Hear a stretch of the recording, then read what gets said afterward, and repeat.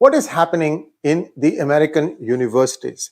How many of you know that the protesters are not just students, but people who are coming in from outside the campuses?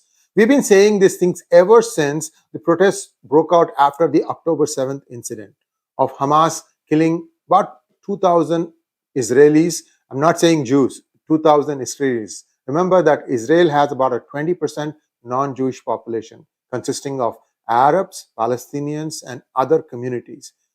So what is happening in the campuses now, especially in Columbia University? Just to bring you up to speed, remember that a few weeks ago, about 7 or 8 students got suspended from the university, and they were actually asked to leave the campuses because they hosted a person who is a known named terrorist by the United States.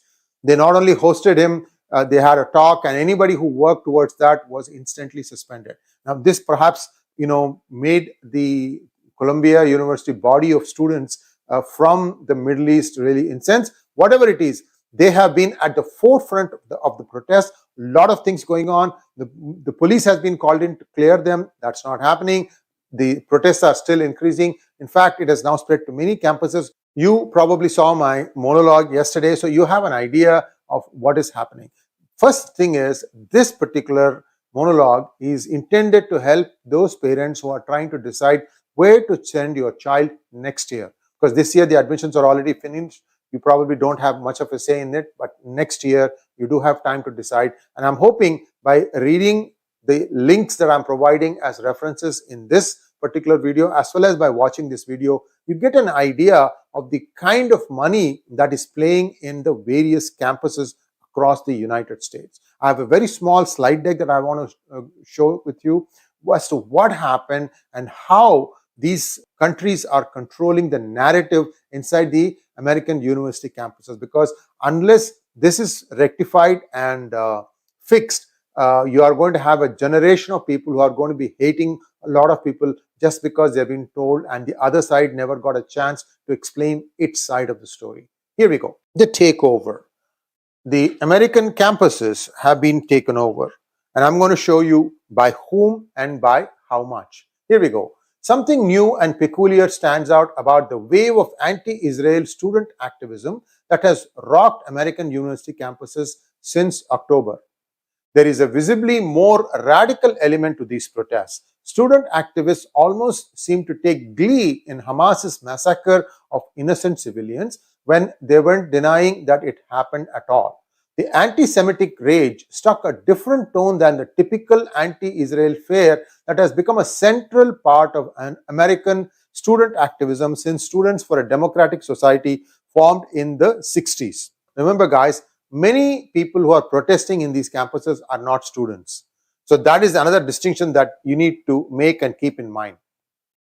The protests are now havens for foreign students, especially those from Arab and Muslim countries with their own set of nationalist and tribal grievances against Israel and the US. In some cases, such foreign students appear to lead the protests in their pro-terrorism chants, some of which are in Arabic or translations of Arabic slogans. For example, there is this one slogan, "From the river to the sea, Palestine will be free." It sounds innocuous enough, but the real meaning is that that statement is supposed to say that we will wipe out every Jew. Because the river is the Jordan River and the sea is the Mediterranean, and what lies in between those is this current state of Israel. What we are witnessing is the latest consequence of a quiet revolution in higher education, the internationalization of the American university. Since the Institute of International Education started to keep track of foreign student enrollment in 1948, it took over 50 years for the number of students coming from outside of the United States to go up from 25,000 to 500,000 by 2000. By the year 2000, 5 lakh students had enrolled from abroad. Now, within 15 years, that number has jumped to 1 million. Essentially, the fee that gets generated from this is believed to run many university budgets. So there is an eagerness by the university systems of United States to draw students from abroad. But then it comes with its strings attached. How? Just read on. The funding comes with strings attached.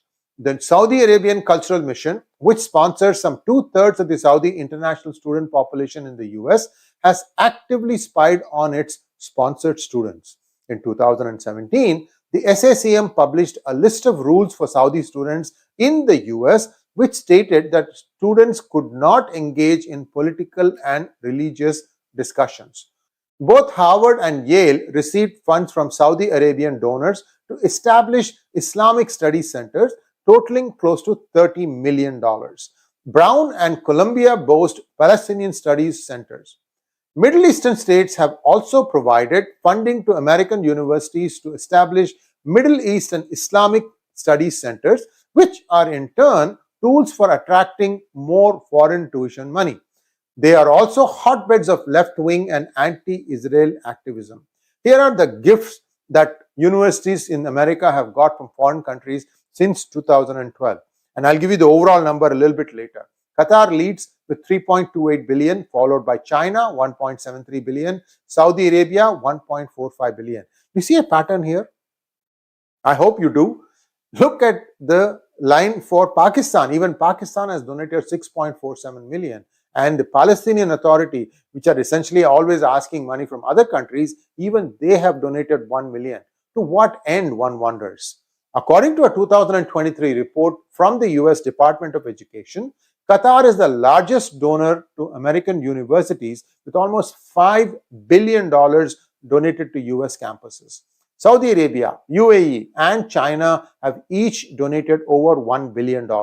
Since 2012, Muslim countries have given almost $6 billion to American universities. 90+% of the donations are from donors hostile to Israel, 80+% money from countries that do not recognize Israel. By the way, Pakistan does not recognize Israel. Palestinian Authority, which lives off world aid and donations and constantly cries for financial aid, gifted over 1 million. American youth are being brainwashed into becoming anti-Semites who hate their own country.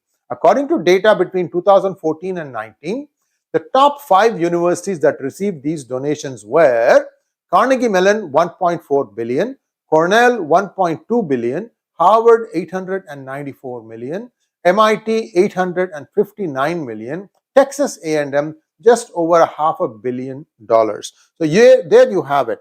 Now this is fast becoming a presidential election issue, with the Republicans taking a strong stand that they want to eject all those students who are participating in these protests out from the country.